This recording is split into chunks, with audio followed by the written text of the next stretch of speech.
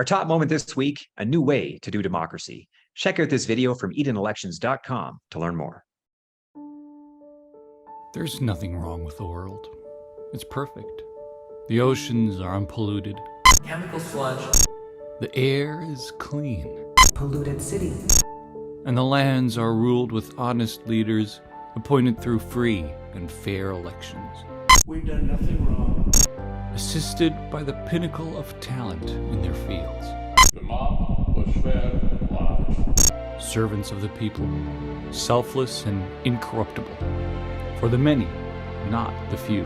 The invitation-only gathering of right-wing funders convened by Charles and David Koch. The benefits of their rule will trickle down to the masses.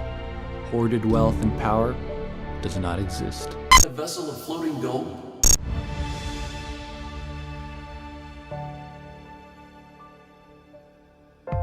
Of course, you don't believe that. Epstein acquired Little St. James in 1998. Imagine there was a tool outside of party politics and billionaire control, free from the influence of media barons and campaign finance, with controlled debates that focus on policy, not politicians, that tackle the tyranny of corruption, gerrymandering, voter suppression, and fraud. A tool that can affect real change. The upvote election process revolutionizes the dynamic of voting, empowering a true consensus of the people. Unhackable, bot-free, the tech resurrection democracy has been desperately in need of.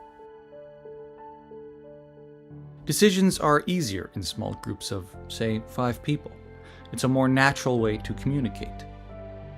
To elect a representative from that group would be easy. You all get a vote, and the person with a supermajority of votes is your representative. It's likely that person would be the one who considered the opinions of the majority of the group. If everyone who voted in the 2020 US election were put into these friendly groups of 5, you would have just under 50.5 million representatives. If these representatives repeated this process just 10 more times, there would be a single elected representative.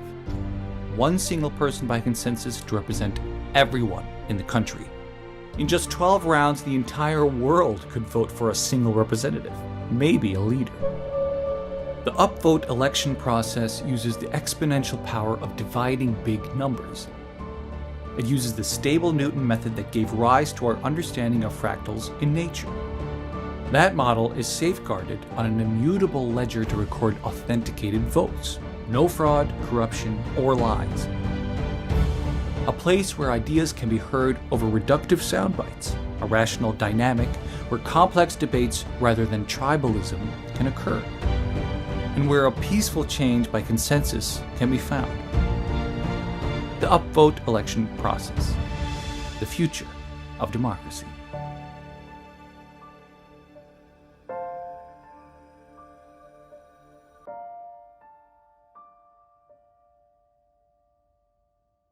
Hello, and welcome to another Antelope/EOSIO Top 5 Moments of the Week. Keep in mind, none of this is financial advice, and you're strongly advised to do your own research. This is brought to you by the team at Helios, myself, Chris Barnes. And Waxer. So, starting with number 5, we have the EVMxIdeathon, which has had 4 of the 5 live streams as workshops now completed. We also have now over 400 registered participants. Yes, great progress so far in the registration. Please, folks, make sure you do sign up. You've got until October 31st to complete your submission to receive some cash prizes. Remember, there are 2 tracks for this hackathon event: a Trust EVM GameFi track with $50,000 in prizes available to 21 projects, and an Ideathon track with 5 categories and $75,000 in prizes that will be distributed to 30 projects. The live streams are available on this Helios YouTube channel under the Ideathon playlist and include the opening ceremony, design thinking workshop, pitch deck workshop, Antelope overview, tokenomics gamification, and next week we'll have the community development and marketing workshop. Finally, on November 14th, we'll have an extended live event where we'll see a demo from the top 3 Trust EVM prize winners and a live pitch event between the top 15 Ideathon projects to see how the projects rank from 1st to 3rd in each of the 5 categories. As a reminder, the Trust EVM track is focused on GameFi, while the Ideathon has 5 categories: GameFi, DeFi, Social Good, Gov3, Web3, and Web3. To learn more, head over to EVMxIdeathon.devpost.com to learn more. And now for number 4. So Pomelo Season 4 has now been announced, and the prize pool this time is $350,000. Yeah, so another season of public good funding is around the corner, kicking off on November 14th. The ENF is putting up another $350,000 of matching pool funds, matching their Season 3 amount. Pomelo uses a quadratic funding formula to distribute the matching funds to approved projects. This means that the more unique donors to a project, the greater their proportion of the matching pool they will receive.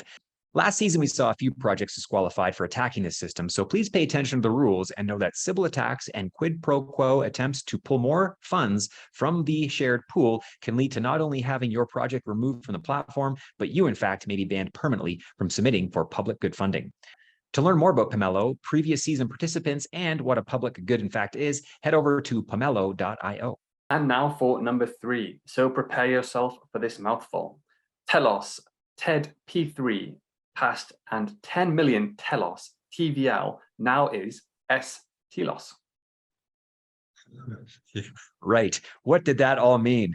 Where do we start? Okay, so Telos TEDP3 is basically the Telos Economic Development Plan proposal, number 3, I believe, and it passed with a 100% yes vote from 23.6 million Telos worth of staked tokens. One of the standout aspects of this proposal is its push to drive return to those staking within the Telos ecosystem and driving up total value locked, or TVL. A huge piece of this is sTLOS, which is an ERC 4626 standard and makes it a yield-bearing token.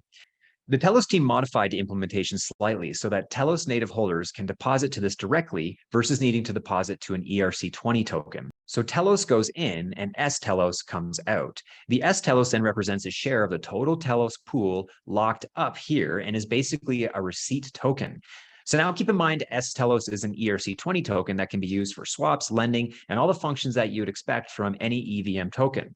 But it also implements the 4626 standard, which then leads to the yield for the sTLOS holder.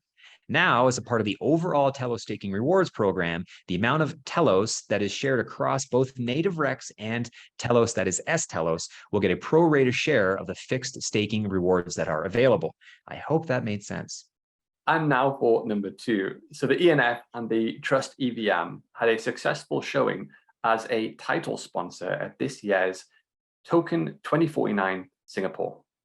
Yeah, so with much anticipation of this event, we finally saw the ENF and Trust EVM booth at this year's Token 2049 event in Singapore. There we go. The event saw a few familiar faces from the EOS Network Foundation, including CMO Patty Fisher, VP of Communications Zach Gall, and Executive Director Yves LaRose. Yves had 2 main stage speaking opportunities, one group conversation on scaling blockchain solutions with folks from Solana, Mistin Labs, Algorand, and Starkware. Yves' other main stage opportunity was a conversation with Atai from Market Across, discussing the past, present, and future of the EOS blockchain. To watch both of these conversations, check out the links below. Now for number 1, our top Antelope EOSIO moment of this week is that the Genesis Eden on EOS community completed its 4th election. That is correct. So the Eden on EOS community held its 4th election with 82 participants opting in. This unique upvote election process selects new delegates to receive monthly distributions from the community treasury, which at the time of the election was 118,000 EOS. The treasury is distributed at 15% per month to both level 1 and chief delegates.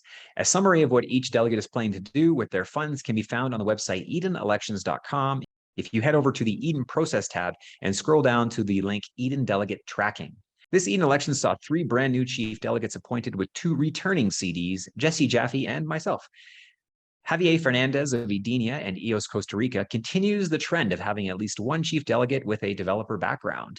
Reiki Corden with a deep background in community building from Seeds to Haifa DAO, and most recently, the Rezen Civics is also joining the crew. And we've got Helios' own Chris Waxa joining the ranks of chief delegate this term, which is really exciting to see with him bringing his marketing and advertising chops to a leadership position within Eden. Waxa combined with Jesse from the EOS Bees will be a very powerful team to help expand the reach and member growth of the Eden community. To follow all the updates from this Eden Term 4, we'll be posting updates at the edenelections.com website, and meeting videos will show up on the Eden Odyssey channel. So stay tuned.